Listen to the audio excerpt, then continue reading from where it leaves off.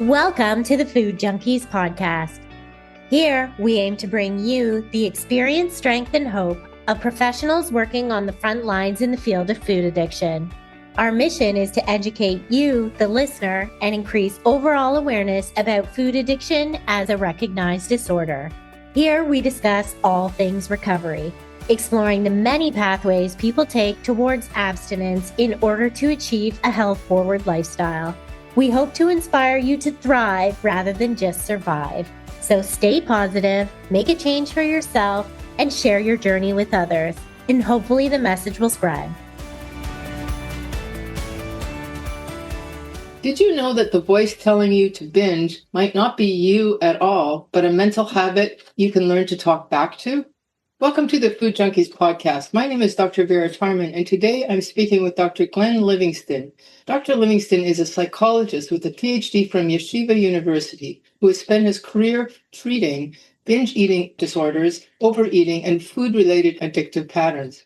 He is the former CEO of a consulting firm serving Fortune 500 food industry clients, and his work has been featured in major media outlets including the New York Times, Los Angeles Times, the Chicago Sun-Times, and national television. Dr. Livingston has previously worked with food companies on the promotion of highly palatable products and has spoken openly about his own history of compulsive overeating and weight gain.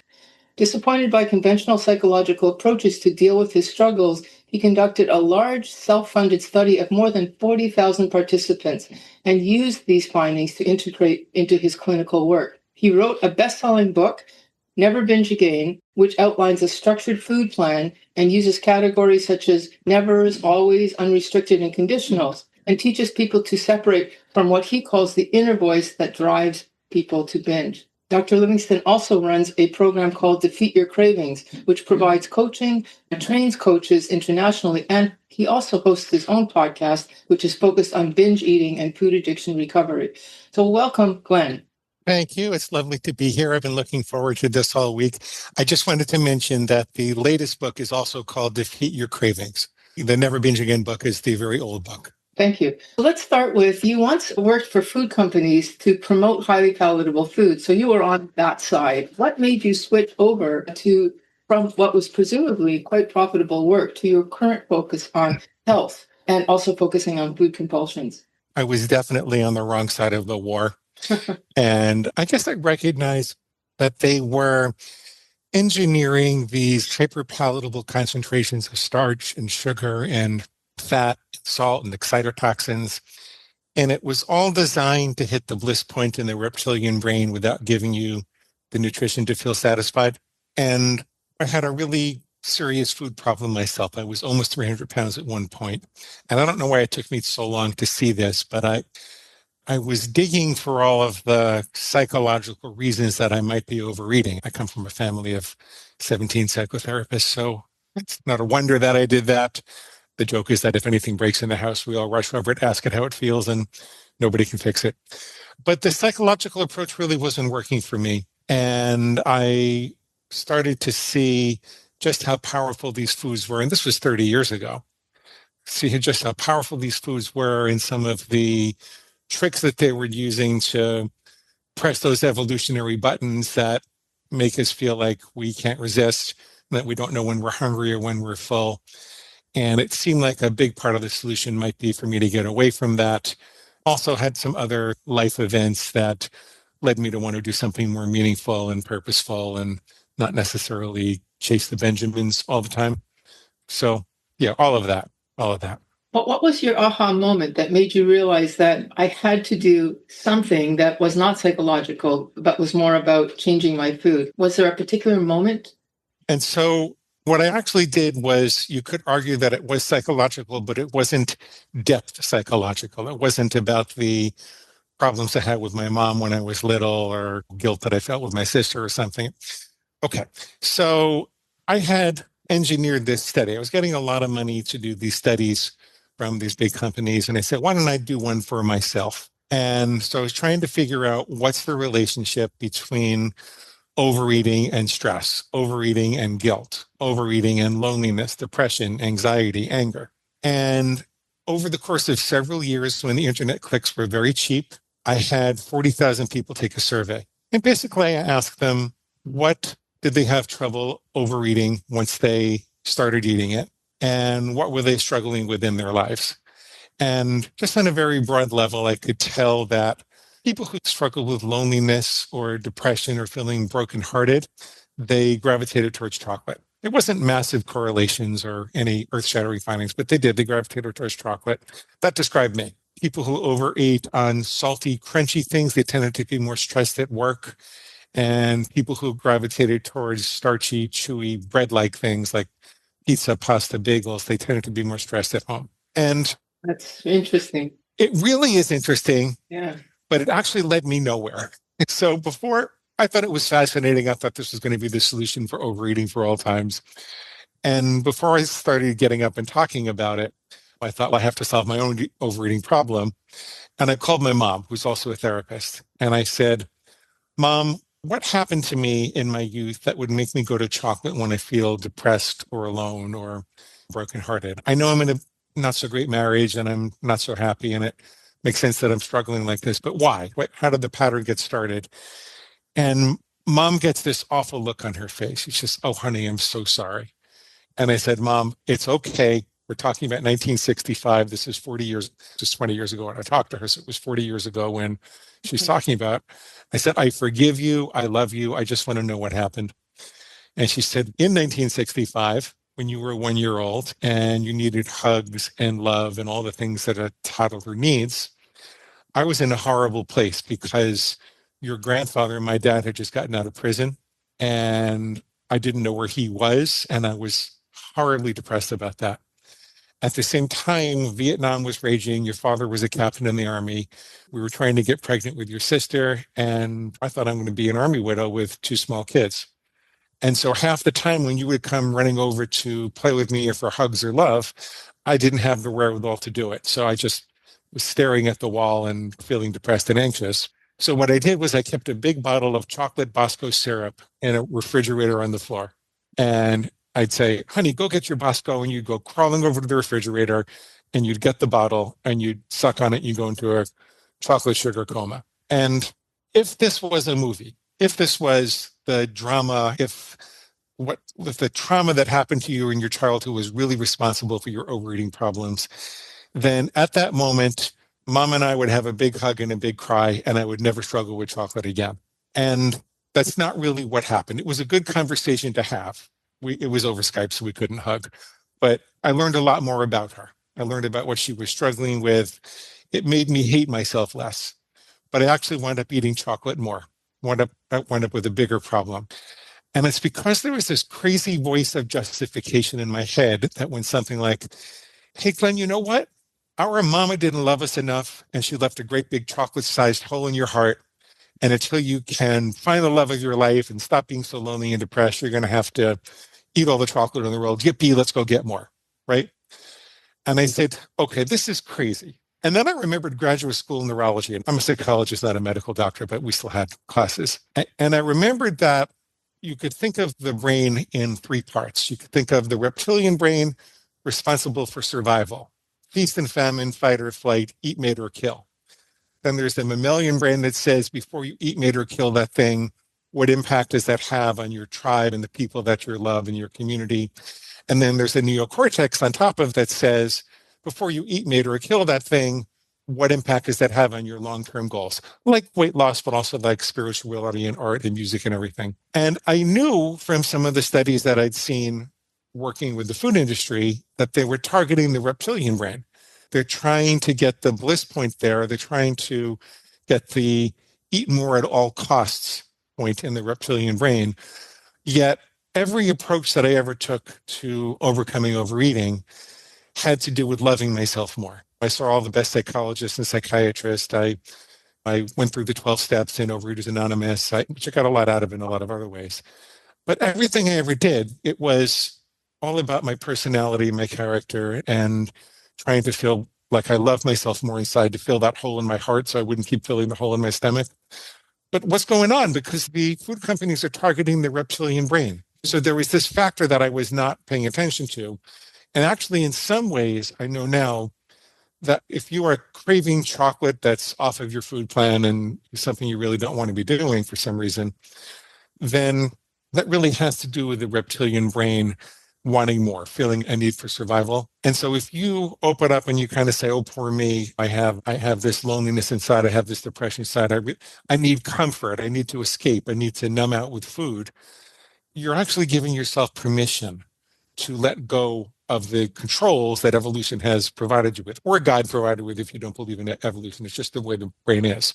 And so I said, okay, I need to switch gears here. I've learned an awful lot of myself these last 20 years, and it's been a worthwhile journey, but I'm still fat and I'm still eating all this stuff. And I still feel like I can't control myself. And I've tried every which way to Sunday to fix it. I need to switch gears and say, I got to take control of this reptilian brain. In order to do that, I have to know when it's awake. I have to know when it's about to do something. So I decided to make a very rules-based system. This was very private. I was not planning to go out and talk to anybody about that. And so I make this, my first rule was something like, I will never eat chocolate on a weekday again, only 2 ounces on Saturdays after my workout. And that way, if I heard a little voice in my head on Wednesday, and I'm at the coffee counter and there's a big hairy chocolate bar on the counter that's calling my name, and I hear this voice that says, you know what, Glenn, you worked out hard enough. I know it's a Wednesday, but you can start your silly rules again tomorrow. It'll be just as easy. You want to have ahead and have a little bit. It's not going to do any harm. I would say, wait a minute, that's not me. Now, I actually call that inner voice something a little bit harsh, and I wish I used another word. I wish I just called it the food monster, because I had no idea that I was going to be famous for this. I had no idea that people were going to walk up to me in a bookstore and point at me and say some of the things that they say now. But I called it my inner pig. So they point at me and they go, aren't you the pig guy? I called it my inner pig. And I would say, chocolate on a weekday is pig slop. I don't eat pig slop. I don't let farm animals tell me what to do. And as crude and ridiculous as that sounds, it would wake me up at the moment of impulse. And it's really the first thing that did. And let me separate from that destructive inner voice and let me say, wait a minute, that's not me. That's my pig. Chocolate is pig slop. I don't eat pig slop. I don't let farm animals tell me what to do. And I slowly had these extra microseconds before I would indulge. And initially, sometimes that worked and sometimes it didn't. I did a little better. I lost a little weight, but it wasn't a miracle right away. What was a miracle was that I no longer felt confused. It seemed to me like this was the right model. Yeah, there is this lower part of my brain. It does generate these urges, which then I seem to assign words to. And I think I can control this with words. I think I can figure it out. So the first thing that I did, and this is how I personally recovered over the next 8 years, it doesn't take 8 years any longer, but how I recovered was for the next 8 years, I kept a journal. And whenever my pig said something, I would try to write down at the moment exactly what it was saying. But even if I made a mistake, I would write down, how did it convince me to do that afterwards? And I was very determined. And then I would say, how was it wrong? So let's say the pig says, it'll be just as easy to start your silly diet again tomorrow. The truth is, the way the brain works, that's not true. The principle of neuroplasticity says that what fires together wires together. So if I have a craving for chocolate and I say, I'll just start again tomorrow, and then I eat the chocolate, I've reinforced the craving and I've reinforced the thought. So I'm more likely to say, start tomorrow, and I'm more likely to have a stronger craving for chocolate tomorrow. So therefore, I can only ever use the present moment to be healthy. If you're in a hole, you better stop digging. And it was those types of rational refutations, like fixing my thinking, and the programs they would call it thinking. It was fixing my thinking that took away my excuses. Most of the time for me, that worked. Most of the time, I'm kind of like a good Jewish boy from New York, and I feel very guilty if I don't follow what I said I was going to do. And so if I took away my rationale, my reason for cheating, it was very hard for me to cheat. I would feel too guilty. And so very slowly, I started to get all the sugar and flour out of my system, and I could think a little more clearly. I didn't have sugar, flour, alcohol, excitotoxins, all the chemicals and the big food stuff. They create cravings for themselves. And so you have the craving because you're eating the thing, and then you're eating the thing because you have the craving, and it's a cycle that. So as I was able to pull myself apart from my pig, I could slow down and changed the excuses and my physiology changed. And very slowly I was able to get better. Took 8 years. My pig had a lot of excuses. And I kind of thought that was the end of it. I was just happy that I was a relatively thin person myself. I lost about 80 pounds and I have around 220, 225 since then. Periods when I'm a little thinner, but I can't seem to maintain it a lot thinner. And I'm going about my business. I was running a coach training organization. I had some clients. I was not really writing books or anything, but I was a minor part of a publishing company. And then I get divorced. And it was surprising and shocking. And I realized I was going to have to do something else because we were running the business together. I said, I want to do something meaningful. And I call up my CEO in the publishing company that I was a part of, minor part. And I said, I need to do something different. I was thinking about writing a book. He says, that would be great because if you wrote a book, then you would do all the things that authors need to do to really promote it. And we can't get these authors to do it, so we can't really prove how good we are. Why don't you write a book? We'll make it a bestseller. And so I take my journal, I put it into a book over the course of about 3-4 months. This is while I'm getting divorced. And I send it to the CEO. He calls me back 3 weeks later, says, Glenn, this is great. I've got a pig inside me too. I don't need donuts. Donuts are pig slop. I don't like farm animals tell me what to do. I don't need pig slop. He proceeds to lose 90 pounds over the course of the next year or so. We published the book along the way. And we were both pretty good at marketing given our backgrounds, but it was a good book. It was, I think in some ways, my frustration and anger during the divorce helped because I wrote it as a very angry allegory, me versus the pig. And I'm not nearly that angry anymore. I've really softened a lot. But the energy in it took off. And I wound up with almost 2 million readers. It's insane. I had no idea it would take off. And we did the right things, but I had no idea it would take off like that. May I finish this part of the story? I don't really understand. Yep, go ahead. So then I'm getting way too many requests for coaching, and I can't handle them all myself. So I started a little agency and coaching people all over the world how to do this. Over the next 8 years from then, so this is from 2017 really to 2023, I guess that's 7 years, we see almost 2,000 clients. And we develop the process of fixing your thinking into a real method. We got really good at it. You improve what you measure. So we would ask people their overeating frequency beforehand, or overeating frequency at the 1 month, 6 month points. And we find within 1 month that everybody who engaged with their coach, and some people buy programs and they don't engage and can't do anything about that, but the people who engage with their coach, which was the majority of people, they have an 89.4% reduction in overeating in the first month. I think, okay, great. So we've really got it down to a science. It's not 8 years, it's about a month for people to start getting it. But then we do our first set of follow-ups around 6 months, and it drops back down to around 55, 57%, something like that.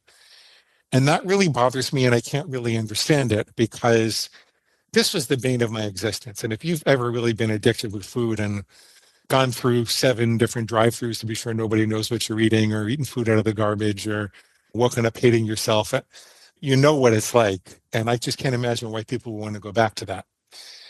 And I start doing research into what's going. So in 2023, I start researching what's going on with that.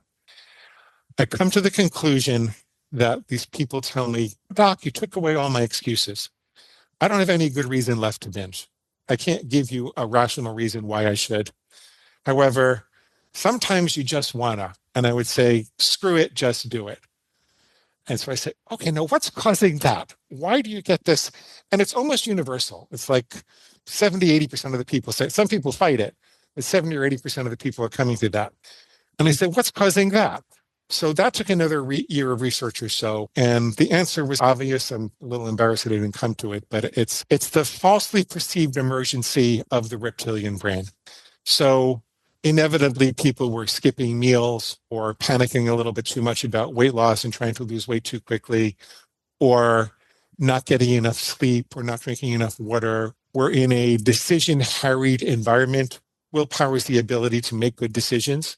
And there are only so many you can make every day. So the more decisions you have to make every day, including like what suit you're going to wear and who's going to take Jenna to soccer practice, that all wears down your willpower. And most people were breaking down at night saying, screw it, just do it.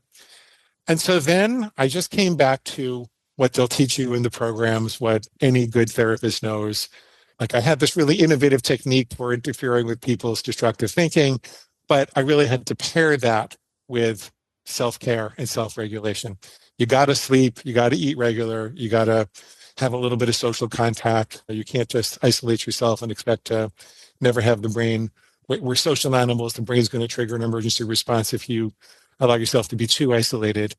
And I don't have third-party university studies on this yet, but I think I really nailed it. I think people that really want to do this and are willing to add the self-regulation to the fixing of their thinking, it does not have to be the bane of your existence the rest of your life. You can really extinguish the cravings. Yeah. Then there's the whole abstinence versus moderation argument, which I imagine you want to. Yeah, we'll get into that. But so why is it that people essentially relapse or slide back? So you're saying we have to tweak the executive function, basically our willpower, strengthen it by self-care.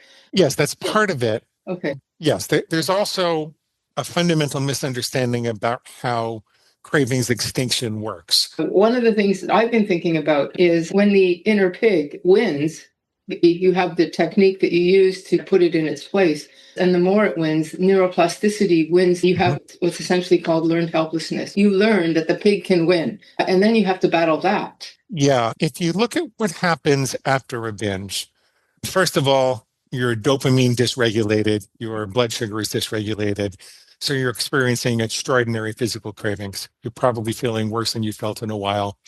Your pig will try to take advantage of that by telling you that you're just pathetic. You can't control yourself.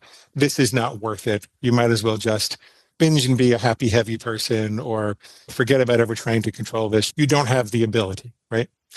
And there are a couple of unusual insights that help you overcome that. One is to recognize that all of that negative thinking after a binge is just your pig's effort to make you feel too weak to resist the next one. And that if you write it out, if you write out the misery, the only way out is through, but if you write it out, it will resolve. You won't be miserable like that forever. When we get to the extinctions curve, I'll explain to you why people think they're going to be miserable forever, but you won't. The second thing is that our culture has misused the idea of perfectionism. We have discovered that after a binge, perfectionism is dangerous. If you allow your pig to say, if you're not perfect, then you're nothing, you obviously are pathetic and can't control yourself, that's a malignant form of perfectionism that has to go. At that point, you need to say, look, I'm human, I was doing the best I could, even if I had 5 cupcakes and not 15, or I eat the whole pizza, but I didn't eat the box, I still did better than I could have done. And you need to focus on the tiniest little successes. So progress, not perfection, is beautiful as a mistake analysis mode. It's the only mode that works. However, when you're aiming at the target, you actually have to leverage the energy of perfectionism. You could think of an archer aiming at the bullseye.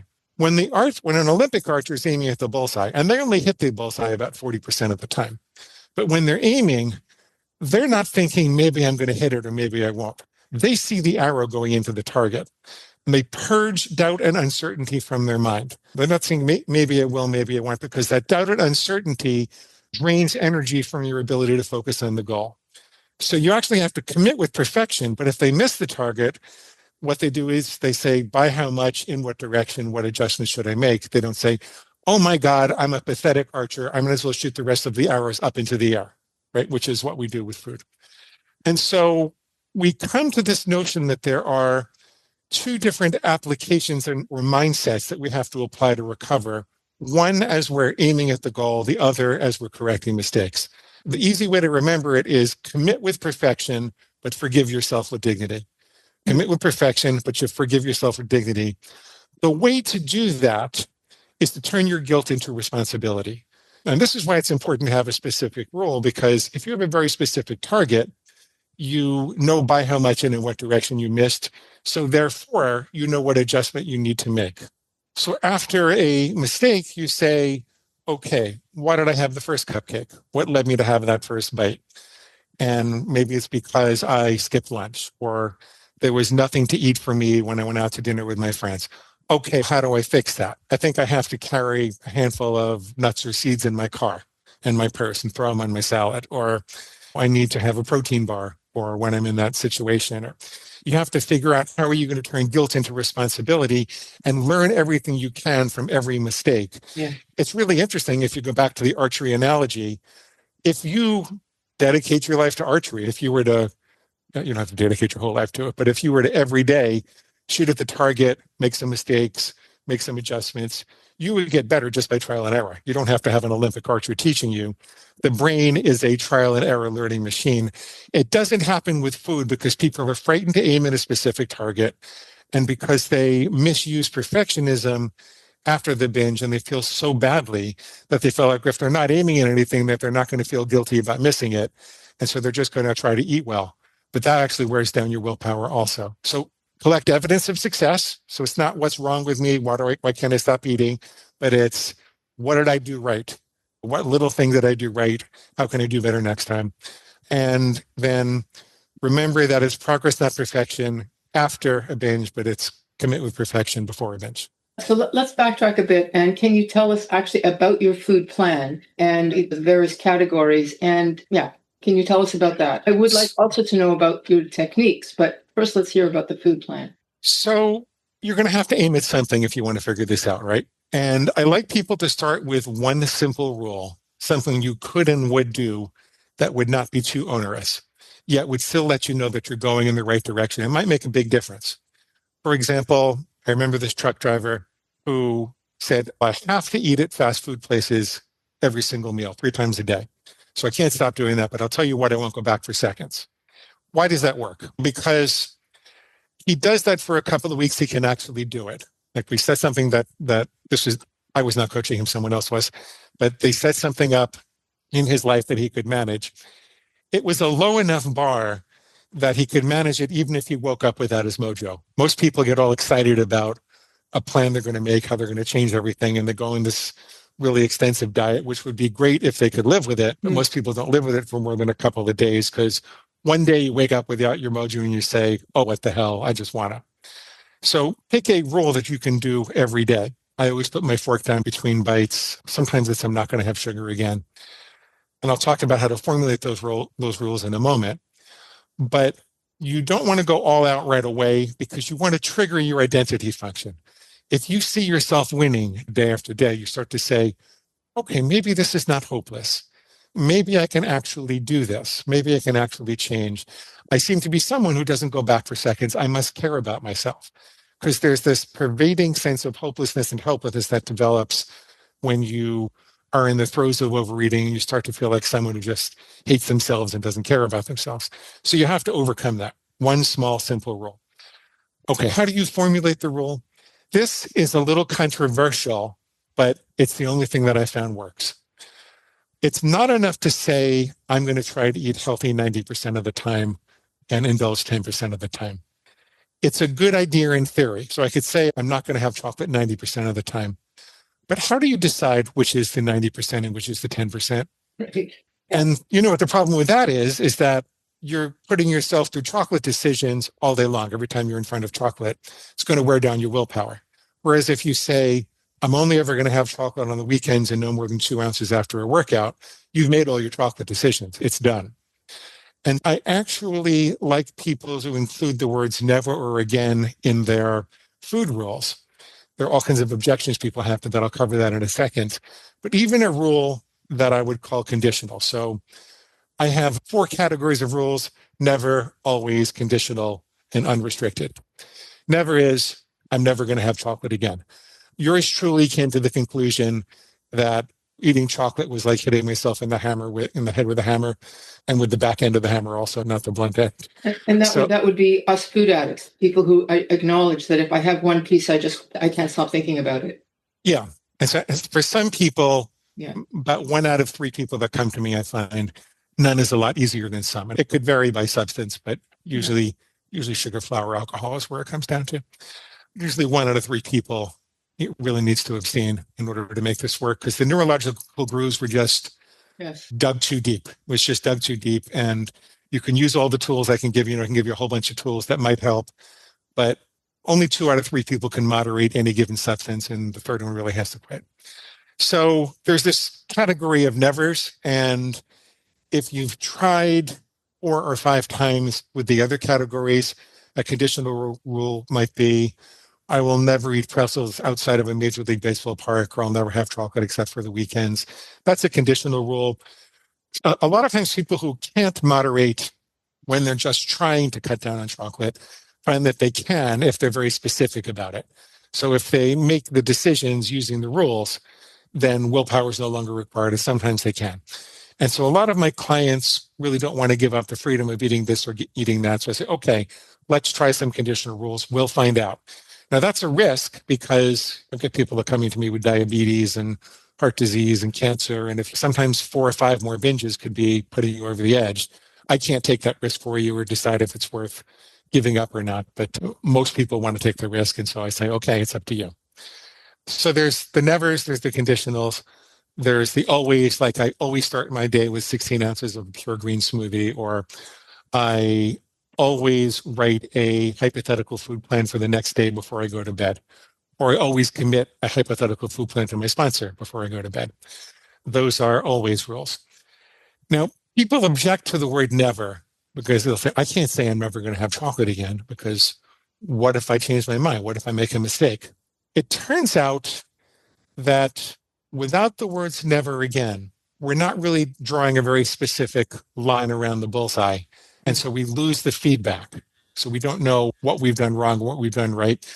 We also, the rules function like a kind of tripwire that lets you know when your inner pig or your inner food monster is active.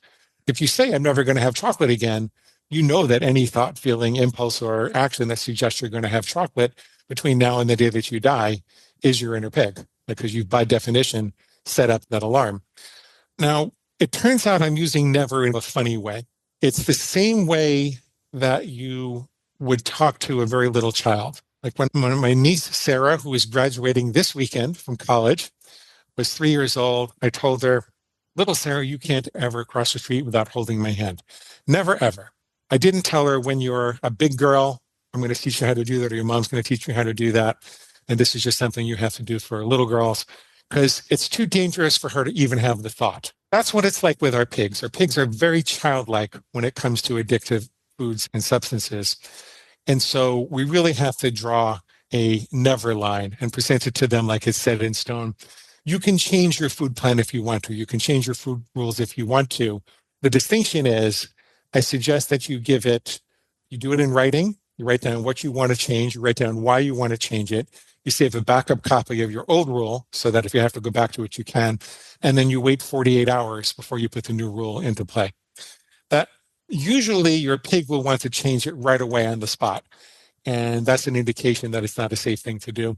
But if you can wait for 48 hours, new congressional legislation takes a little while to go into effect, then you're leveraging the benefit of your intellect and adult wisdom and not necessarily going with your impulses. So those are the categories of rules. People say, rule is going to make me feel very rebellious.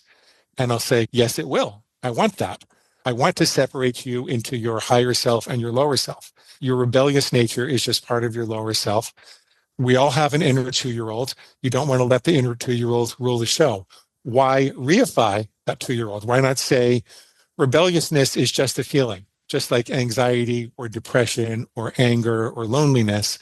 And what I want to do, if that's a fire, the feeling is a fire, I want to draw a fire. I want to build a fireplace around the fire so that I can feel as angry as I need to, as lonely as I need to, as anxious as I have to, without letting the fire out of the fireplace, without indulging. Rebelliousness is just another type of fire, and it's part of the game. Been illustrating some of the techniques that you use. Would you be willing to share those mind games that you play against the inner pig? I've given you the primary tool of refutation, but let's just go through it more step by step. Okay. Start with one simple rule. I will never eat chocolate on a weekday again. I won't repeat the whole thing again. Now you know to listen for thoughts that suggest you have chocolate on a weekday. It's that simple. When you hear one of those thoughts, you say, and you want to read that rule out loud before breakfast every day, so it's first and foremost in your mind. Then when you hear a little voice that says, oh, come on, your parents were both fat, so you're doomed. you can't resist, right? You say, wait a minute, and it'll say, go ahead and have the chocolate. I'll say, wait a minute, that's not me, that's my pig. I never eat chocolate on a weekday again. Now, take a breath. Breathe in for a count of 7, breathe out for a count of 11. Do that a couple of times. That's an activation that activates your parasympathetic nervous system. That's the part of your brain that says it's okay to rest and digest and think about things and strategize. There's no hungry tiger chasing you. This is not an emergency. Very important.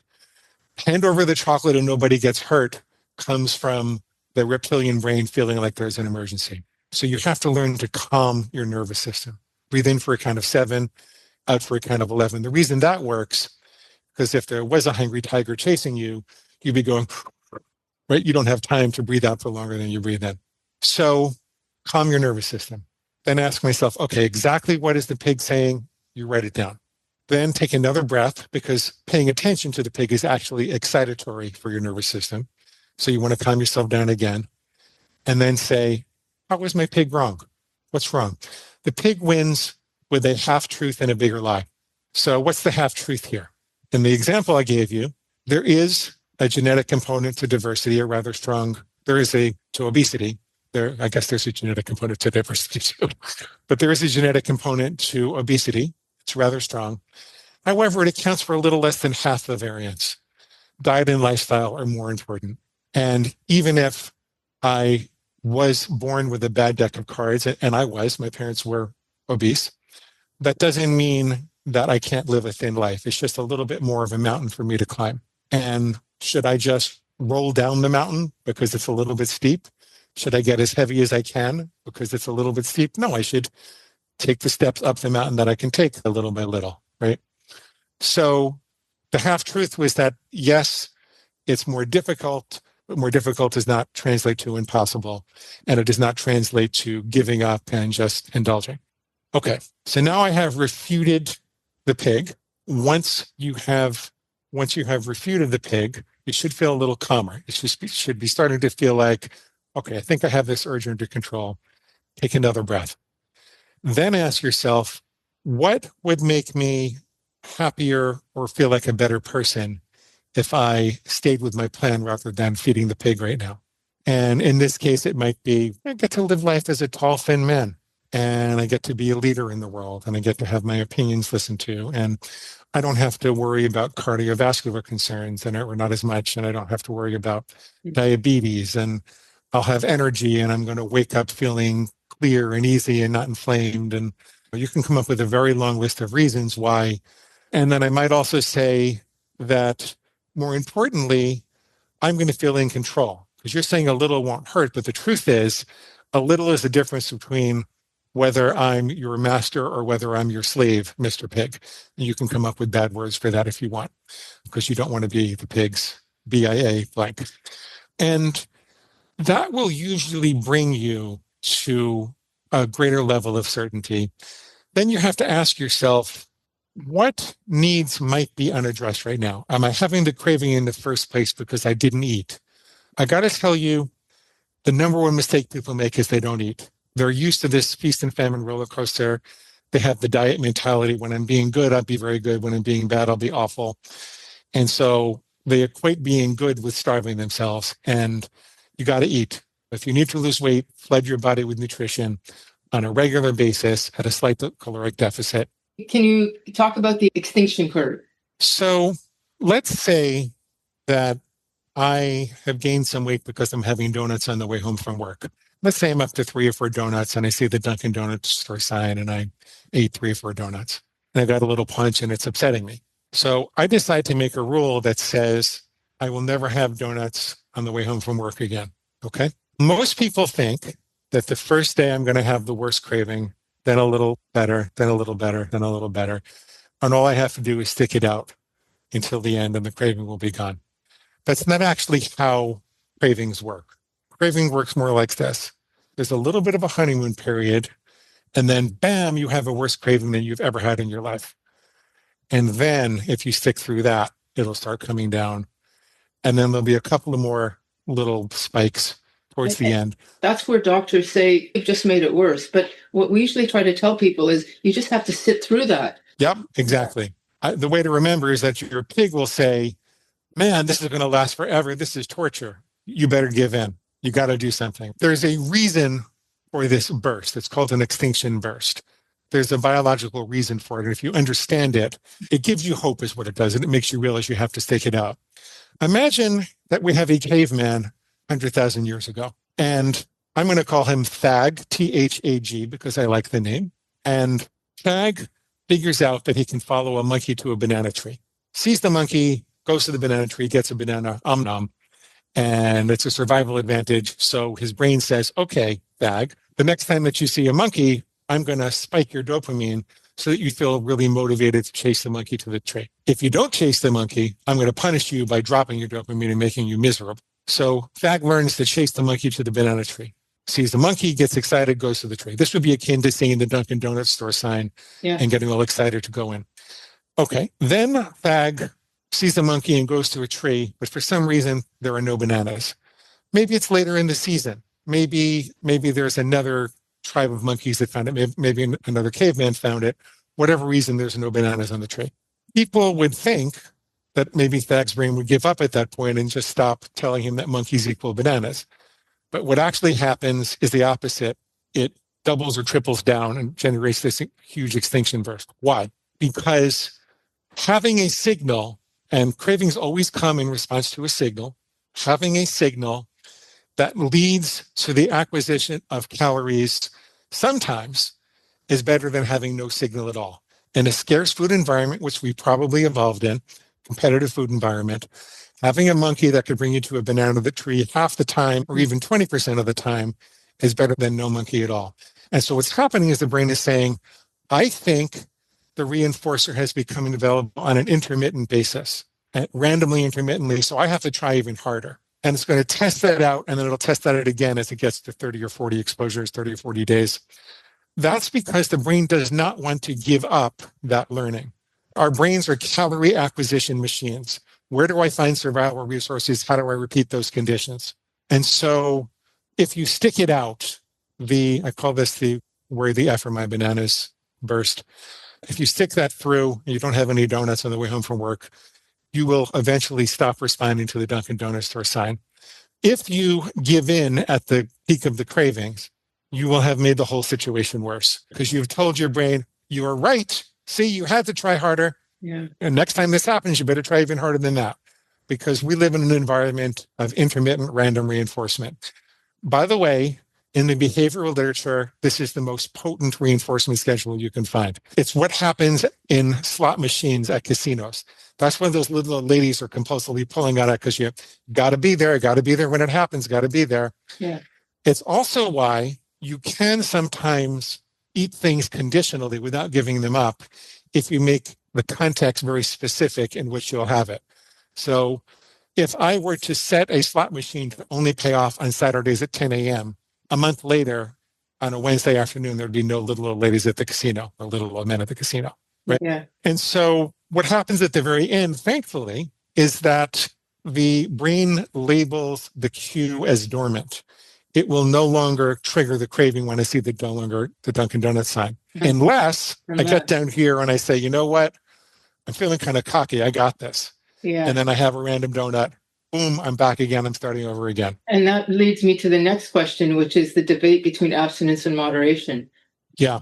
Do you want to elaborate on that? And do you believe in the concept of food addiction? You're talking a lot of the same concepts from a very psychological point of view, whereas food addiction acknowledges definitely the psychological, but also the fact that the food itself has a dopamine, a spike that is reinforcing. How much does the food addiction model of the external food triggering the dopamine play, or is it mainly psychological? So this is a place where my philosophy diverges a little bit from the 12-step programs. Is that okay? Yes, yeah, absolutely. Okay. Yeah. So absolutely, there is such a thing as food addiction. Absolutely, the power of these hundreds of billions of dollars engineering these hyperpalatable things to overcome your best interest. There are chemicals in some of the packaging that interfere with your body's ability to know when it's full. right? So how can you say that there's no such thing as overcoming your will? The place that I diverge from the 12-step programs is I don't believe in powerlessness. I think that there's a difference between having to climb a steep mountain with a very well-worn path and there being no path over the mountain except that you have no control whatsoever. I think that the world would be a better place with less processed food in it. I would have an easier job if more people would come to me ready to give up sugar, flour, and alcohol. I don't have sugar, flour, and alcohol in my life. That's actually a little bit of a lot because occasionally I'll plan out some bean pasta or something like that. And I do fine with that now. I didn't a long time ago. But there's no doctor that's going to diagnose you with a sugar, flour, and alcohol deficiency, right? There's no reason you really have to have it in your life. It's mostly just trouble. But most people want to be able to ingest a certain amount of poison and smile about it while they do. So I haven't figured out the right solution for that yet. So I absolutely believe that, look, if you're abstaining from sugar, flour, and alcohol, don't go back over the wall. Just leave it out of your life. It gets easier and easier. You become more and more present in your life. There are so many more rewards. Don't tempt fate. It's not necessary. How do you decide whether you need to give up sugar, for example? If you've tried more than a half a dozen times with various rules and you keep finding yourself with your face buried in a box of Oreos, then you probably need to give up sugar. If you are finding that as the years go by, it takes longer and longer to recover from having a box of Oreos or whatever your favorite sugar treat is, you probably need to give it up. Most people have these memories of how they could get, when I was in college, I could eat a box of Oreos and I'd be fine the next morning and I could go work out. But as you get older, you're wearing out the cells in your pancreas and it can't produce insulin in the same way. And the rest of your organs, they don't detoxify the byproducts as well. And it gets harder and harder. And your life would probably be dramatically better if you stopped eating all of the white poisons. It probably would. So, when I talk to an audience like yours, I have a very strong message that you could think of a skull and crossbones over sugar, flour, and alcohol, and your life will be so much better. It'll just be so much better. That doesn't mean you're powerless. That doesn't mean that the 12 steps works on the foundation of powerlessness. So I don't want to take away that concept entirely, but you can control whether that first bite goes in your mouth or not. You can absolutely control that. I think definitely that's where we see our power. But give your rationale for moderation. How can that work? And who can it work for? The moderation works because the brain is capable of textual clues. So that's why if I set the slot machine to only go off on Saturdays, people would only go there on Saturdays. That's why for many people, my ex-business partner was like this. He had a big piece of chocolate cake every Friday night with his wife at a particular diner at a particular time of day. And that was his cake. It was not the pig's cake. And he did perfectly fine. He lost 90 pounds doing that. But his brain recognized that was the only time the reward was available. And so it only fired the cravings on that day. He also planned for it. He would get a little extra sleep the night before. He would have an extra nutritious meal that afternoon. He would make sure that he had a little extra low glycemic food the next morning. He'd have to know that he could do that. I'm just thinking if it were a food addict, they would say, okay, Friday's my day. So I'm going to have a piece of chocolate cake, but the piece gets bigger and bigger until it's a chocolate cake. Yeah. So the pig gets in and manages to manipulate those rules. So how do you know who is going to abide by the rules and who won't? You don't. You don't up front. There's a little test that I do that helps sometimes. Okay. So let's say you're feeling chronically ambivalent about whether to give up sugar or try to manage it conditionally. So you come up with 2 rules. I will never eat sugar again versus I'll only have sugar on Saturday mornings. Okay? Yeah. Now, I want you to imagine that you're sitting in your living room and there's a door that appears in front of you. I'm not going to actually hypnotize you or anything now, but just do a little guided imagery. There's a door that appears in front of you that says, I will never have chocolate again. And in a moment, you walk through the door and you find yourself in an entirely different scene. May or may not have anything logically to do with what's on the door, and see what is life like in that area, what people are there, if this is part of your life, then how are you interacting? What do you look like? What does your body feel like? How are you going about your day? Paint a very vivid picture, a very creative exercise, okay? Come back, do it again for the second door. A lot of times people who are chronically ambivalent, they'll say, there's no way I'm going back through that second door again, because that's just going to be death. Yeah. That's going to be miserable and gray. And a lot of times they'll see like a roaring spring and a waterfall and a nice greenery in the first door, and the second door they see a graveyard. Yeah. It's not always that dramatic. On the other hand, if they're pretty much exactly the same, maybe you want to try. Maybe you want to try. Okay. Tell us about your books, your first book and your most recent book, Defeat Your Cravings. The first book is the most popular one, but it's nowhere near the best. The first one is the one that was me versus my pig. And it was a very angry book. And I didn't have an understanding of the science of cravings extinction. I didn't have an understanding of the screw it, just do it response. I thought that the way you fix overeating was just to take away your excuses. And it was a good treatise on how to do that. But I wrote the next book 10 years later, after millions of readers and all this feedback and 2,000 clients. And so, first of all, I had a much better understanding of how to fix your thinking than I did 10 years before then, because before then it was just me and my pig in a room and my Microsoft Word doc. So I had a much better understanding of how to do that quicker. Secondly, I had a much better scientific understanding of what goes on. And I had the benefit of all of those clients. So Defeat Your Cravings is the book I suggest that you start with. I wrote other books. I wrote specific books about overcoming nighttime overeating and specific binge triggers, and which are worth reading. But my real piece de resistance, the real culmination of my work, is in Defeat Your Cravings. And I'd really prefer that people started there. You can get it for free at defeatyourcravings.com in electronic format, Kindle, Nook, PDF. Or you can also get it in traditional formats for a traditional price. It sounds to me from our conversation today that it would be applicable to that 1/3 of people who identify with the skull and crossbones approach. Oh, yeah. Yeah. Oh, those people in particular do better with the book. Yeah, because they've already at least begun to accept that that this food doesn't belong in their life. Yeah. And so adopting a rule is not really the hard part. The hard part is sticking with it. Will it help people who are not prepared to go to that final stand? Yeah. And will it still be useful for them long term? Yeah, I speak to the general population. I tend to appeal to rules-based people. There are a lot of people out there who just want to learn how to eat mindfully. And I might say, that there's cardboard in the food system, right? And that there are all these chemicals that, like, how can you eat a bag of Oreos mindfully? How can you eat a bag of cheese puffs with all those chemicals in it that are designed to make it impossible for you to be mindful? And why is that a goal? But people want to do that, and some people can. I tell people to eat mindfully between the lines the same way that you drive mindfully between red lights, right?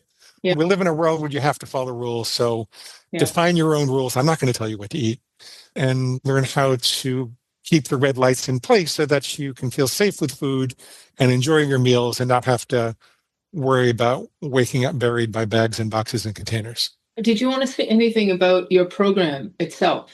It's better if you start with the free stuff. When you go to defeatyourcravings.com and sign up for the reader bonus list, you'll get a copy of the book, but you'll also get fully recorded coaching sessions so you can see how this works in practice. Right now, there are probably a lot of people thinking, why is there this weird doctor on the line with Vera who has a pig inside of him? What's going on with that, right? It sounds harsh. And I'll tell you, you don't have to call it a pig. You can call it your food monster. And when you hear these sessions, you'll say, this really takes people from feeling desperate and hopeless and powerless to feeling hopeful and enthusiastic and excited in just one session. So I wanted you to hear that. So I recorded a bunch of that, and a bunch of other stuff, a bunch of other tools to build your food plan and stuff. Okay. Yeah, I recommend you start there. I have a 90-day coaching program. It includes, I do all the coaching myself now. The Ozempic and GLP-1s and AI are kind of taking over the coaching market. And I'm able to sell myself, no problem, but it's harder for me to sell a whole agency anymore. I'm getting older anyway. I wanted to slow down. So I do all the coaching myself. I take about 10 people a month and includes some individual sessions. It includes groups 3 times a week, includes 10 detailed video lectures that take you through all the sticking points. It's a very powerful program. I've developed it over many years, and it's all refundable if you're not happy. So it's at defeatyourcravings.com. You'll see it. Okay, thank you. And you mentioned something about GLP-1s. Has that changed your conversation at all? I'm glad that they're available for people who can't get it otherwise. I think that There are people who are destroying their bodies with diabetes and heart disease and all types of horrible chemicals. And if they just can't get it otherwise, I think that this is a necessity and a mitzvah. And by the way, I'm not a medical doctor. You have to make this decision with your medical doctor. That said, they wear off after a certain period of time. Yeah. If you go off them, most people gain weight back 4 times faster than if they went off of a diet. There are muscle wasting and nausea and other side effects to deal with. Your doctors will all tell you to manage the diet and lifestyle factors anyway. So I kind of think of them like crutches, and I'm glad crutches exist for people who have had car accidents and need to recover, but you should go to your physical therapy appointments and work on making that better the old-fashioned way. That's a great analogy. Yeah, physiotherapy versus crutches. Yeah, I like that. Yeah. Okay, so what is next for you? I'm considering building my own AI for people to be able to use it. I don't feel trusting enough of it yet to unleash it on the world, but I'm considering doing that. I'm not at all tired of helping binge eater. I'm a little exhausted from swimming upstream financially, economically. I really can't make this into the big business it once was, but was never really my first motivation anyway. Yeah. I probably will evolve to show people how to apply this to other addictions, gambling, pornography, not so much drugs and alcohol. I think there are people that do that better than I do. So I'll probably evolve to do that. I'm writing a weekly journal. In the program itself, we do a quote of the week, and I do a big explanation, and then people react to that. So having done that for years now, I know which quotes really had an influence on people, and I'm kind of turning that all into a weekly journal, and that'll be out in about 6 months. Okay. Yeah. Good.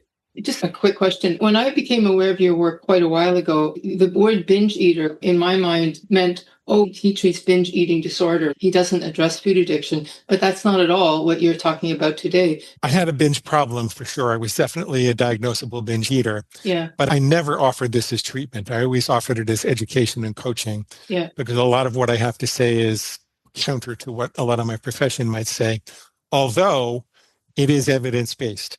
What I do, if you were going to liken it to a treatment, would be cognitive behavioral therapy. And the empirical research on binge eating disorder says it responds to cognitive behavioral therapy and SSRIs. As a matter of fact, when people come on board with me, they have to sign something that says that they'll seek treatment elsewhere if they have a diagnosable disorder. Yeah. I also think, according to the DSM-5, maybe about 4% maximum are diagnosable with a binge eating disorder, but 40% of the population is obese. So I tell people, this is a technique to learn how to stop eating beyond your own best judgment. Yeah. Whether you have a diagnosis or not. I don't care if you're a guy who's got 10 extra pounds on you and you want to stop having that extra piece of cake on the weekend, or if you're having 20,000 calorie binges. This is a technique that is worth knowing. It's non-invasive. There's no medication. Yeah. So why not? Why not learn it? Our final signature question. If you could go back and tell a younger version of yourself, maybe that 3-pound self, one thing that you know now, what would it be? I would find myself when I was 9 years old and I would say, Glenn, step away from the Pop-Tarts.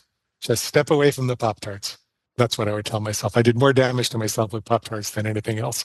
Okay. Chocolate fudge Pop-Tarts. All right. That was really interesting. Thank you so much for... Thank you, Vera. Thank you. It's very nice to be here. Thanks for joining us this week on Food Junkies Recovery from Food Addiction. Make sure to join our Facebook group, Sugar Free for Life Support Group. I'm Sweet Enough. Molly and Clarissa are food addiction professionals who offer one-to-one counseling and group coaching through Sweet Sobriety. Please subscribe to our show so you never miss an episode. While you're at it, if you found value in today's episode, we'd appreciate you leaving us a review on your favorite platform. Your feedback helps grow our show and allows us to reach others who need to hear this message of recovery. Don't forget to pick up a copy of Dr. Tarman's book, Food Junkies. And as Vera always says, the power is ours.